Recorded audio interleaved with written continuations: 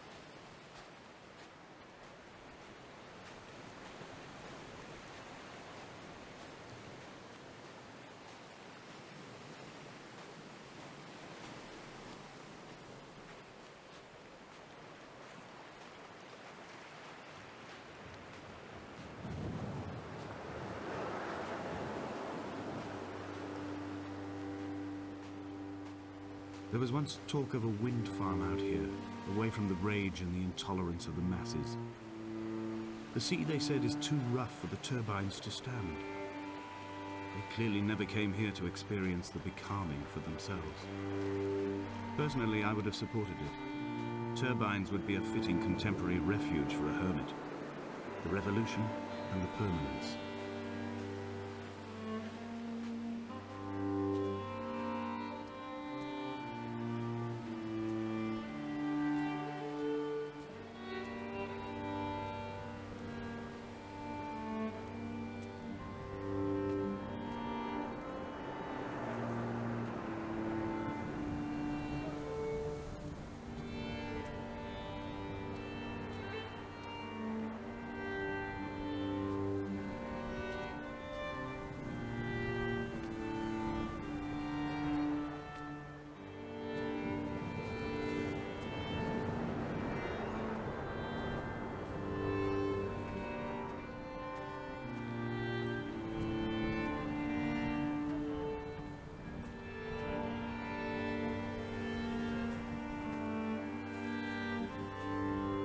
Reading Donnelly by the weak afternoon sunlight.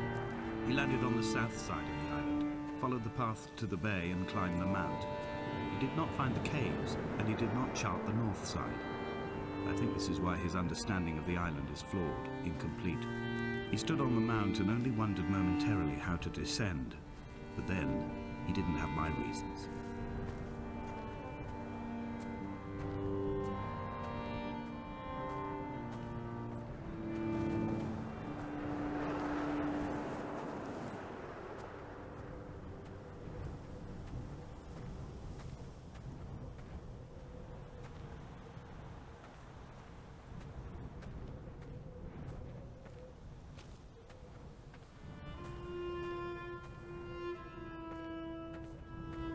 When someone had died or was dying, or was so ill they gave up what little hope they could sacrifice, they cut parallel lines into the cliff, exposing the white chalk beneath.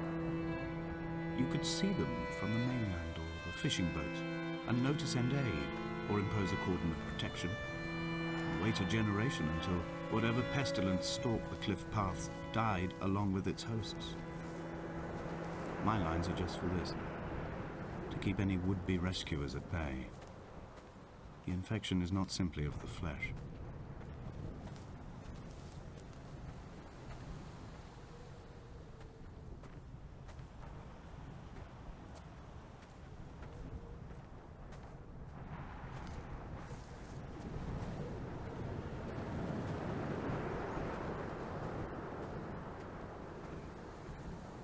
They were God-fearing people, those shepherds. There was no love in the relationship. Donnelly tells me that they had one Bible that was passed around in strict rotation. It was stolen by a visiting monk in 1776, 2 years before the island was abandoned altogether. In the interim, I wonder, did they assign chapter and verse to the stones and grasses, marking the geography with a superimposed significance that they could actually walk the Bible and inhabit its contradictions?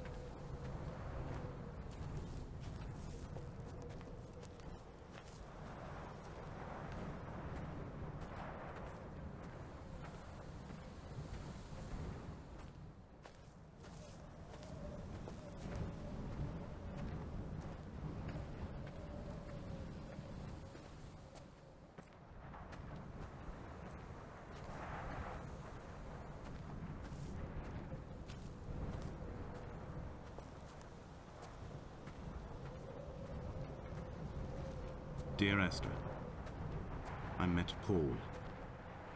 I made my own little pilgrimage. My Damascus, a small semi-detached on the outskirts of Wolverhampton. We drank coffee in his kitchen and tried to connect to one another.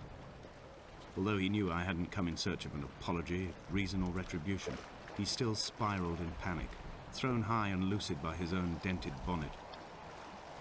Responsibility had made him old. Like us, he'd already passed beyond any conceivable boundary of life.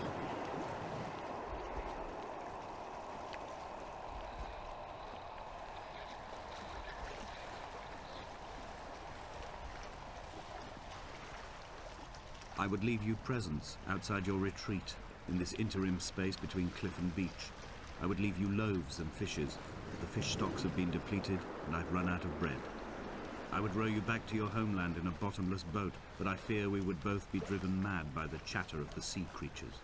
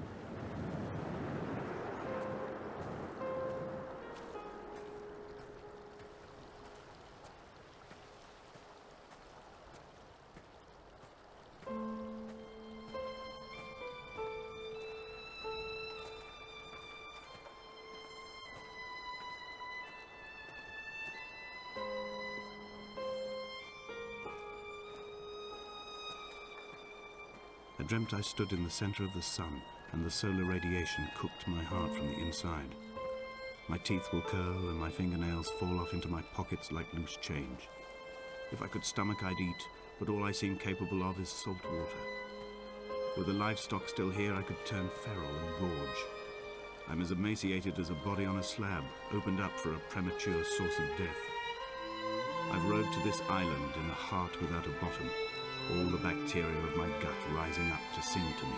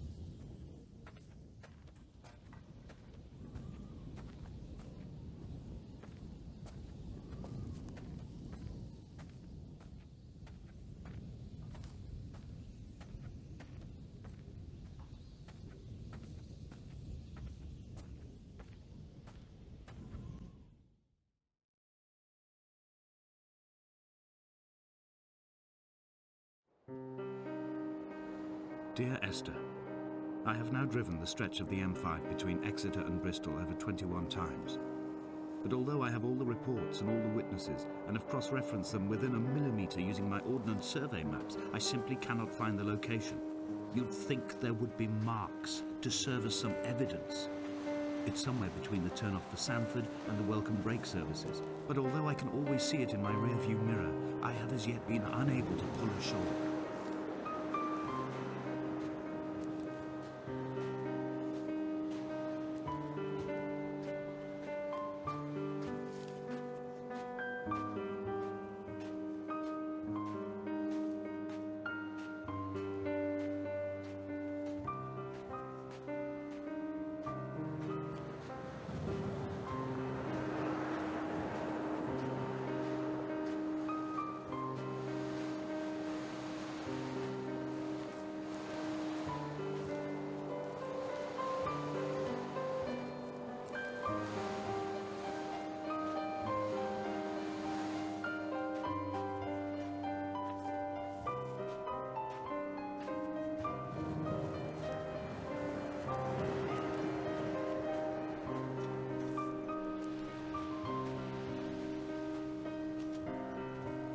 I had kidney stones and you visited me in the hospital.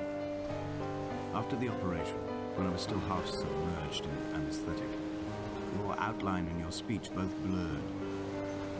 Now my stones have grown into an island and made their escape, and you have been rendered opaque by the car of a drunk.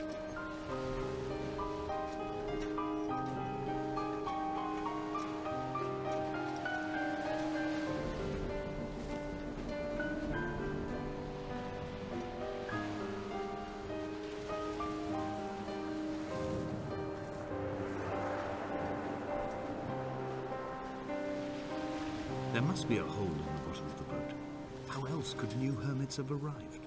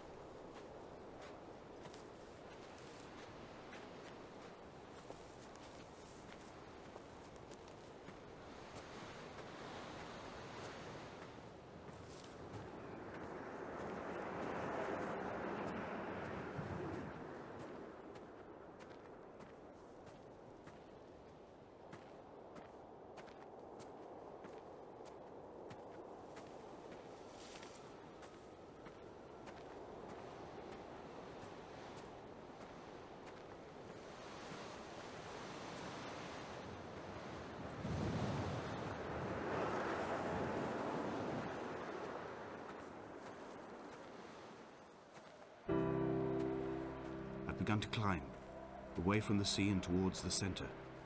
It is a straight line to the summit, where the evening begins to coil around the aerial and squeeze the signals into early silence. The bothy squats against the mount to avoid the gaze of the aerial. I too will creep under the island like an animal and approach it from the northern shore.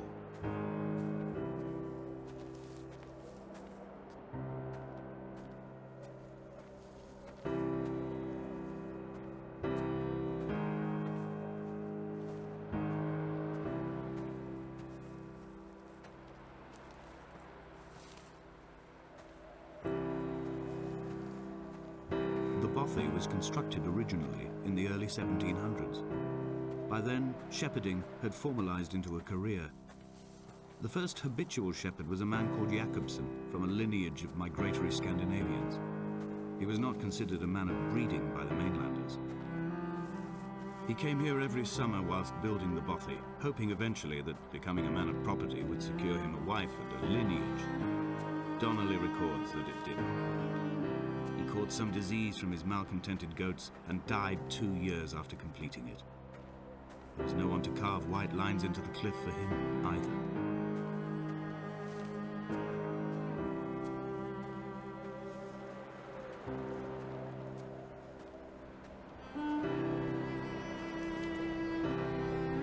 When the oil lamps ran out, I didn't pick up a torch, but used the moonlight to read by.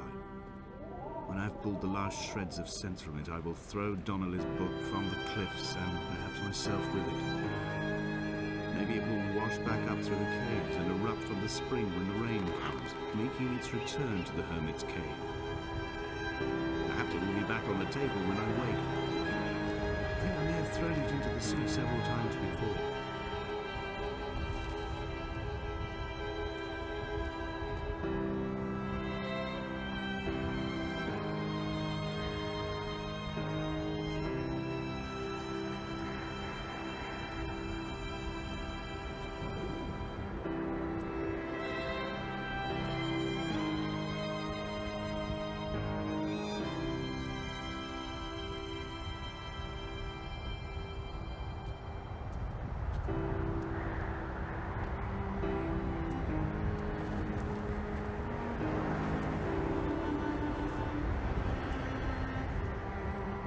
What to make of Donnelly, the laudanum and the syphilis? It is clearly not how he began. I've been unable to discover if the former was a result of his visiting the island or the force that drove him here. For the syphilis, a drunk driver smashing his insides into a pulp as he stumbled these paths, I can only offer my empathy. We're all victims of our age. My disease is the internal combustion engine and the cheap fermentation of yeast.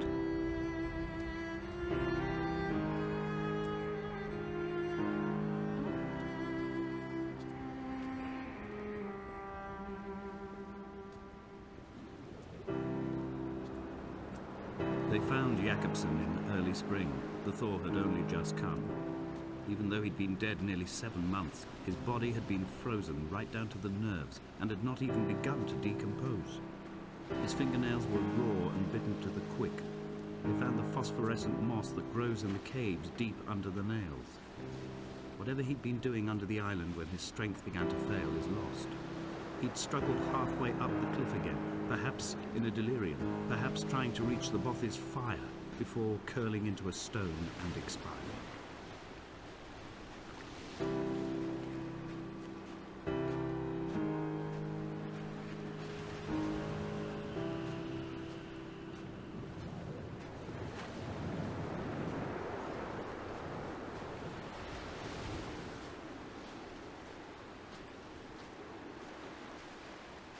Climbing down to the caves, I slipped and fell and have injured my leg.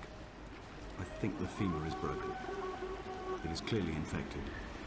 The skin has turned a bright, tight pink, and the pain is crashing in on waves, winter tides against my shoreline, drowning out the ache of my stones. I struggled back to the Bothy to rest, but it has become clear that there is only one way this is likely to end. The medical supplies I looted from the trawler have suddenly found their purpose. They will keep me lucid for my final ascent.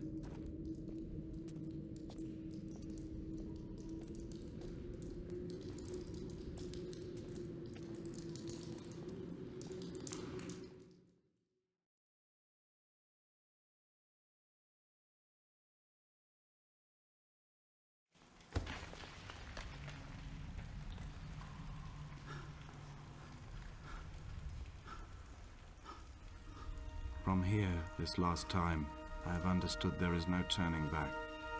The torch is failing along with my resolve. I can hear the singing of the sea creatures from the passages above me, and they are promising the return of the gulls.